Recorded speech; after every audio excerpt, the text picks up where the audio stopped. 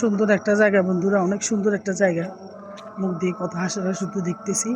বিশাল বড় একটা গাং, নদীর ছোট যেটা, এটাকে বলে গাং, গাঙের পরে বলে দিঘি, তারপরে হচ্ছে পুকুর।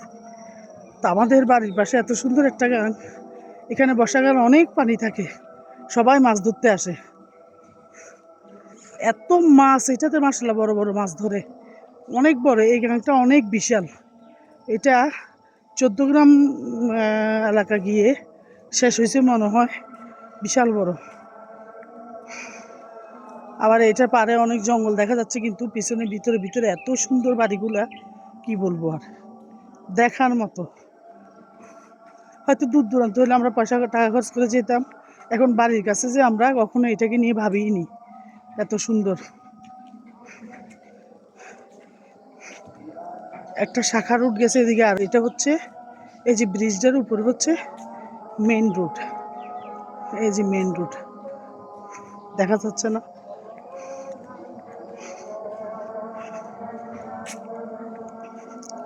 অনেক সুন্দর। সবাই রাত্রিবেলা, আপনারা হয়তো চিনেন, কেউ চিনেন কেউ চিনেন না, আমরা চিনি। আমরা এই এলাকার মানুষ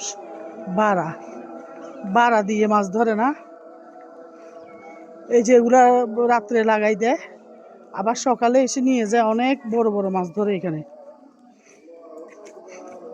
মানে পয়সা দিয়ে মাছ কিনতে হয় না, কি সুন্দর। আমরা যে মাছগুলা কেজিতে 400-500 করে কিনে থাকি, মাসাল্লাহ এই বড় বড় মাছগুলো নাকি এখানে ধরে। এই যে এটাতে, এই যে এটা একদম মাঝামাঝি অবস্থা লাগাই রাখছে, অনেক সুন্দর। বিকেল বেলাটা সবাই এসে সময় কাটায়।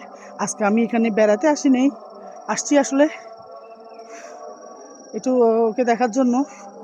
বাড়ির আশপাশটা আমার বোনের বাড়ি, তো অনেক সুন্দর। এই যে এগুলো মাছের সব মাছ, এলাকার স্থানীয় যারা আছে তারা এই মাছগুলা ধরে, বাধা নাই। কারণ গাংটা তো সরকারি। এই যে গাং, এই যে ব্রিজ দিয়ে ওদিকে অনেক দূরে চলে গেছে, 14 গ্রামের দিকে, যতটুকু শুনছি 14 গ্রামের দিকে চলে গেছে। অনেক সুন্দর একটা পরিবেশ এখানে। পাশাপাশি এই যে বাড়িঘর দরজাগুলো সবাই বাড়ি করছে,